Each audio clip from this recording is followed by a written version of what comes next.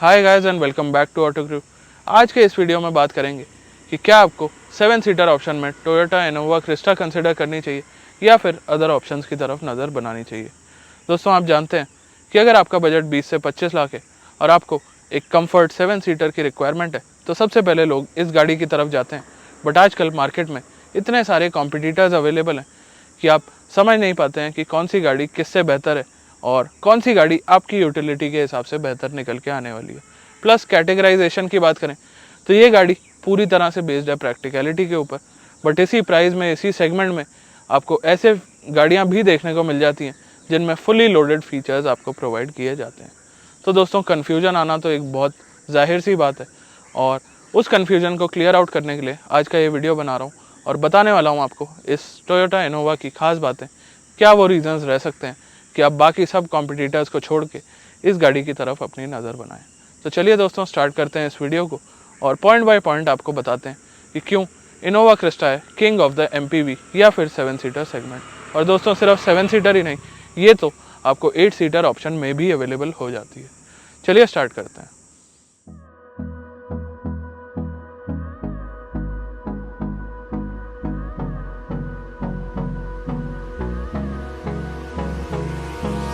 Hold me close till I get up. Time is barely on our side. I don't want. तो दोस्तों, सबसे पहले point की बात करते हैं तो वो हो जाता है किसी भी गाड़ी का design language.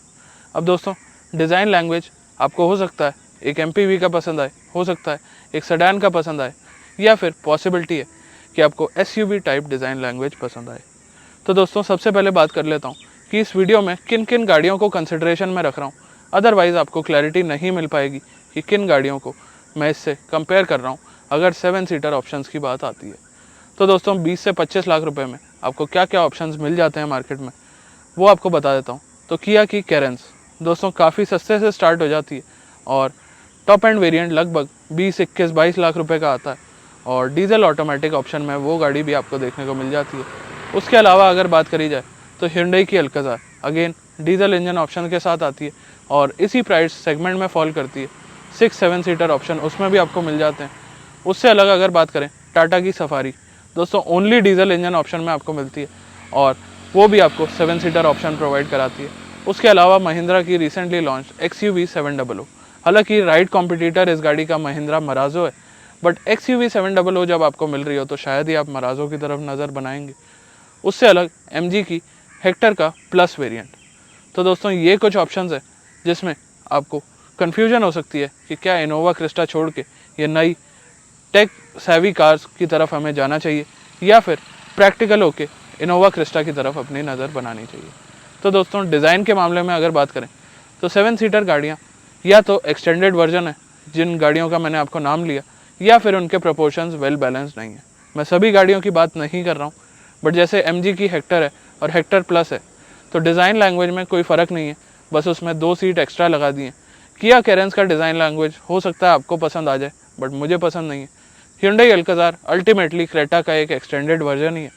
Tata safari Tata Harrier का एक एक्सटेंडेड वर्जन है और लास्ट में जो अपनी गाड़ी रह गई महिंद्रा XUV 700, उसका डिज़ाइन लैंग्वेज फिर भी मुझे थोड़ा अच्छा लगता है। तो चलिए, डिज़ाइन आपका पर्सनल मैटर है, बट टोयोटा इनोवा इस सेगमेंट, इस प्राइस में या इसके कॉम्पिटिटर्स में अकेली ऐसी गाड़ी है जिसकी अपनी एक पहचान है, अपनी एक प्रेजेंस है और ये किसी का भी एक्सटेंडेड वर्जन नहीं है, बल्कि ओरिजिनली खुद में एक 7 सीटर गाड़ी है। तो दोस्तों, अब डिज़ाइन की बात कर ली है तो अगला पॉइंट आ जाता है इंजन का। तो दोस्तों, इस गाड़ी के अंदर आप जानते हैं माने हुए रिलायबल इंजन आते हैं जो कि टोयोटा के हैं और ये इंजन्स कैपेबिलिटी रखते हैं 5 lakh kilometre, 8 lakh kilometre, 10 lakh kilometre तक चलने की।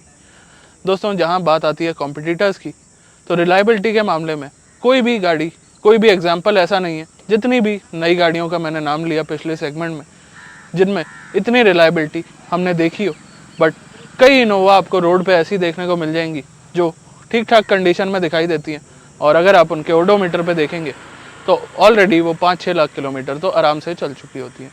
तो रिलायबिलिटी के मामले में तो कोई ऑप्शन है नहीं अगर आपको रिलायबल कार चाहिए।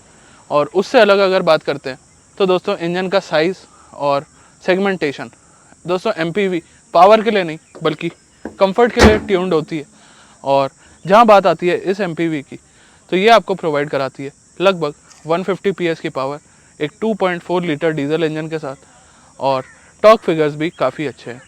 बट अगर बात करते हैं बाकी गाड़ियों की, तो दोस्तों किसी में 1.5 लीटर का इंजन आ रहा है, किसी में आपको 2 लीटर का इंजन आ रहा है, किसी में 2200 सीसी का इंजन आ रहा है।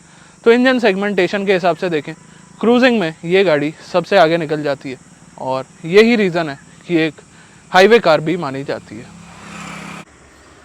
उसके अलावा दोस्तों 7 सीटर गाड़ियों में एक जो सबसे बड़ी सबकी शिकायत होती है वो होती है स्पेसिंग, प्रैक्टिकलिटी। तो दोस्तों जितनी भी गाड़ियों का मैंने नाम लिया, ऐसा नहीं बोलूँगा उनमें कोई स्पेस नहीं है। दोस्तों जब एक 7 सीटर गाड़ी बनाती है कोई भी ब्रांड, तो उसमें कई सारी चीज़ें देखी जाती हैं। बट ये गाड़ी, जैसा कि मैंने आपको डिज़ाइन सेगमेंट में बताया था, प्राइमरीली एक 7 सीटर ही डिज़ाइन करी गई थी। इसका कोई 5 सीटर वेरिएंट कभी भी मार्केट में नहीं आया, और उसका रीज़न है कि इसकी चेसी से लेके, बॉडी से लेके, इवन अगर आप ग्लास एरिया देखेंगे इस गाड़ी का और ओवरऑल प्रपोर्शंस देखेंगे, तो उस हिसाब से भी ये गाड़ी आपको काफ़ी बेहतर देखने को मिलेगी। और 7 सीटर में जहाँ बात आती है कंफर्ट की, तो दोस्तों कंफर्ट में कई सारी चीज़ें होती हैं। जैसे पहले तो हो गई आपकी सीट्स, तो दोस्तों तीनों ही रो की सीट्स काफ़ी अच्छे और वेल बैलेंस तरीके से मैनेज करी गई हैं। उसके बाद सेकंड रो के अंदर प्रॉपर फोल्डिंग फंक्शन दिया गया है, जिससे आप थर्ड रो में एंटर कर सकें। दोस्तों अगर शीशा बंद करके ग्लास एरिया दिखाऊं, तो फ्रंट रो में तो सभी गाड़ियों में ग्लास एरिया अच्छा होता है। ये आप देख सकते हैं, सेकंड रो का ग्लास काफ़ी बड़ा है, और इवन अगर आप इसकी थर्ड रो में भी बैठ जाते हैं तो भी आपको क्लॉस्ट्रोफोबिक फीलिंग नहीं आएगी, क्योंकि केबिन डिज़ाइन कुछ इस तरीके से किया गया है। अब दोस्तों बात कर लेते हैं इंटीरियर की। तो दोस्तों केबिन में आपको कोई फैंसी फीचर्स, फैंसी मटेरियल्स इसमें देखने को नहीं मिलेंगे। उसका रीज़न है दोस्तों, जैसा कि मैंने आपको पिछले पॉइंट में बताया, इनोवा जनरली आपको ईजीली 5 से 7 लाख किलोमीटर चली हुई रोड पे चलती हुई दिख जाएंगी, और ऐसी बहुत कम गाड़ियाँ होती हैं जो इतनी चलने के बाद भी आपको रोड्स पे चलती हुई दिखाई दें।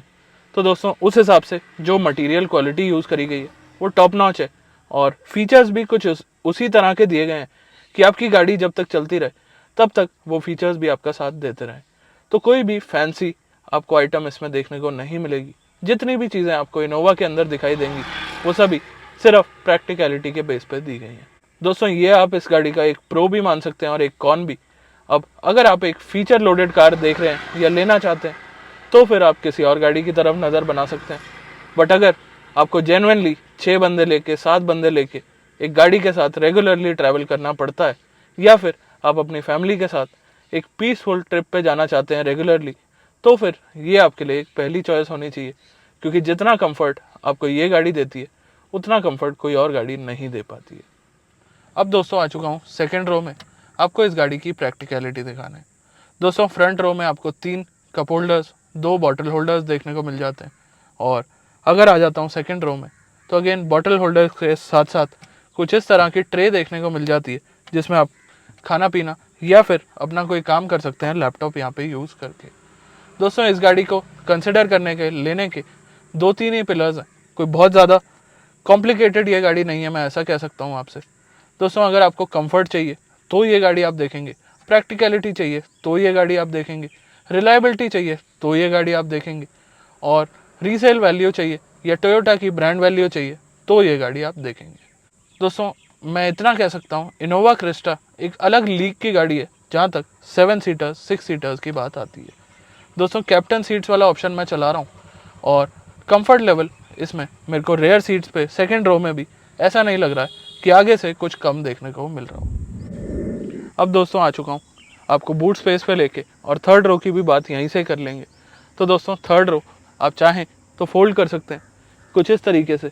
यहाँ पे आपको लिवर्स दिए गए हैं, और यहाँ पे आप इन्हें अटका भी सकते हैं ताकि आप एक बड़े बूट का एक्सेस ले सकें। अदरवाइज़ कुछ इस तरीके से इन्हें यूज़ किया जा सकता है। अब दोस्तों बात कर लेते हैं थर्ड रो की सीटिंग कैसी है। तो ठीक ठाक सीटिंग कंफर्ट है, लेग रूम भी ठीक ठाक देखने को मिल जाता है, और ये ओनली ऐसी गाड़ी मैं बोलूँगा जिसकी थर्ड रो आप प्रैक्टिकली यूज़ करके ट्रैवल कर सकते हैं। उसके अलावा दोस्तों एक और ख़ास बात, थर्ड रो के बाद भी आपको काफ़ी अच्छा बूट स्पेस इसमें देखने को मिल रहा है। दोस्तों ये तो नहीं बोलूँगा कि बूट स्पेस आपको एक सेडान जितना मिल रहा है, जो चीज़ है आपके सामने है, बट इतने बूट स्पेस में व्हाट आई बिलीव इज़, अगर थोड़ा बहुत सामान लेके हम ट्रैवल कर रहे हो तो 7 बंदों का नहीं तो एटलीस्ट 4 बंदों का सामान तो यहाँ पे आना पॉसिबल है। प्लस क्योंकि इस गाड़ी में सनरूफ नहीं आती है। और जितने भी फ्लीट ऑपरेटर्स इस गाड़ी को यूज़ करते मैंने देखे हैं, रूफ रेल या रूफ रैक जिसे कहते हैं, वो चीज़ें लगवा के भी आप अपने लगेज कैरिंग कैपेसिटी को बढ़ा सकते हैं। अब दोस्तों जो इतनी देर से आपको प्रैक्टिकलिटी बता रहा हूँ तो दिखा भी देता हूँ। तो यहाँ पे आप देखेंगे तो यहाँ पे कप होल्डर दिया गया है। डोर्स में अगर आप बात करें तो आप 2 बॉटल स्टोर कर सकते हैं, जो कि जनरली किसी गाड़ी में नहीं होता। उसके अलावा ऐसा कप होल्डर आपको दूसरी साइड भी मिल रहा है और सेंटर में भी एक कप होल्डर दिया गया है। चलिए ये तो बात हो गई फ्रंट रो की। अब आ जाते हैं रेयर में। तो दोस्तों रेयर में अगेन एक बॉटल आप यहाँ स्लॉट इन कर सकते हैं और एक बॉटल आप यहाँ स्लॉट इन कर सकते हैं। उसके बाद भी अगर आप चाहें तो 3 बॉटल्स इसमें एक टाइम पे रखी जा सकती हैं। उसके अलावा अगर बात करी जाए तो यहाँ आप देख सकते हैं प्रैक्टिकलिटी में कोई कमी आपको देखने को नहीं मिलेगी इस गाड़ी के अंदर। यहाँ पे भी आपको ट्विन कप होल्डर्स दिए गए हैं। उसके अलावा जिन ट्रे की मैं बात कर रहा था, इन ट्रे पे आप काफ़ी प्रैक्टिकल यूसेज कर सकते हैं और यहाँ भी कुछ सामान रख सकते हैं। उसके अलावा चलते हैं अब अपने बूट स्पेस और वहीं से बात कर लेंगे थर्ड रो की। तो दोस्तों पहले तो इतना बूट स्पेस आपको कौन सी 7 सीटर में देखने को मिलता है, ये ज़रूर बताइएगा मुझे।